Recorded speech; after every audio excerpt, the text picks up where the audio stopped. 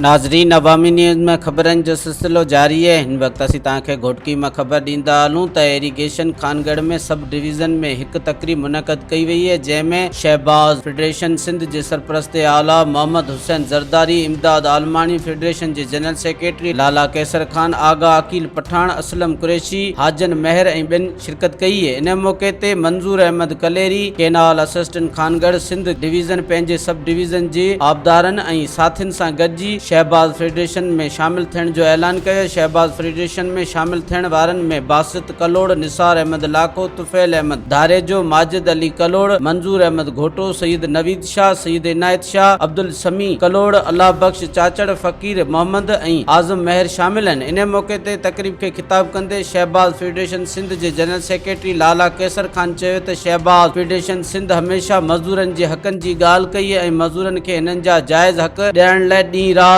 कम करे रही है। हिन चयो त फेडरेशन में शामिल थींदड़ दोस्तनि जी हर तकलीफ़ असांजी तकलीफ़ हूंदी। हिन चयो त खानगढ़ सब डिवीज़न जी केनाल असिस्टेंट आबदारनि सां जेकॾहिं बुरो सलूक बंद न कयो वियो त सॼी सिंध में शहबाज फेडरेशन पारां सख़्त एहतजाज कयो वेंदो। जनरल सेक्रेटरी हैसियत सां लाला कैसर पठान अॼु असांजे खानगढ़ सब डिवीज़न में असांजे दोस्तनि मोहतरम मंजूर अहमद कलेरी साहब जेको असांजो कैनाल असिस्टेंट आहे, उन सां गॾु जेके बि असांजा आबदार आहिनि सभिनि ऐलान किया है अल शहबाज फेडरेशन सिंध में ऐं मुकम्मल एतमाद जो इज़हार किया है हाजी मोहम्मद ईसा संग्राही साहब ते।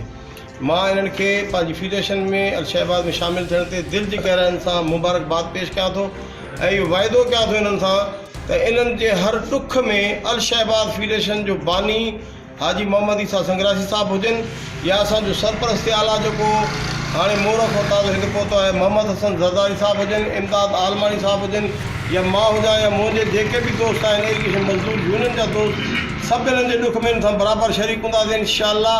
ऐं इन्हनि जी तकलीफ़ असांजी पंहिंजी तकलीफ़ हूंदी, असीं सभु मज़दूर हिकु आहियूं ऐं इंशाअल्लाह पंहिंजे ॾुख ऐं सुख में हिकु रहंदासीं। वाइदो कयूं था मज़दूर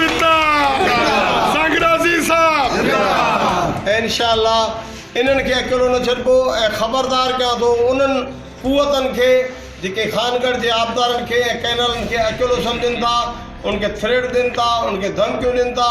इहो उनखे ॿुधाइण थो चाहियां त हाणे तव्हां वटि मज़दूर दुश्मनी जो दौरु ख़तमु थी चुको आहे, मज़दूर दोस्ती जो दौरु अची चुको आहे। मज़दूर दोस्त अल शहबाज वारा जेकॾहिं को बि तकलीफ़ थी त सॼी सिंध में सरापा एहतजाज हूंदा।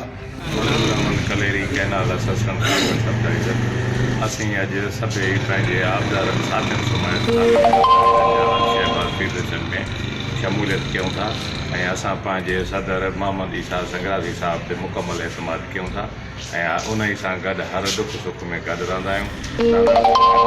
असांजो जेका क़यादत आई आहे दोस्त ॿार उन्हनि जा बि असां थोराइता आहियूं, उन्हनि जा बि असां मुकमल तौरु उन्हनि ते बि एतमाद आहियूं। उन सां गॾु असांजो जेको महिरबानी लीडर आहे लालो कैसर ज़मान अल फेडरेशन जो जनरल सेक्रेटरी आहे, उन ते बि मुकमल एतमाद आहे। असां खानगढ़ सब डिवीज़न जा मुकम्मल जेके आबदार अल शहबाज फेडरेशन में शमूलियत कयूं। मज़ीद खबरों और तफसीलात के लिए विजिट करें हमारी वेबसाइट www.awamiNewsHD.com।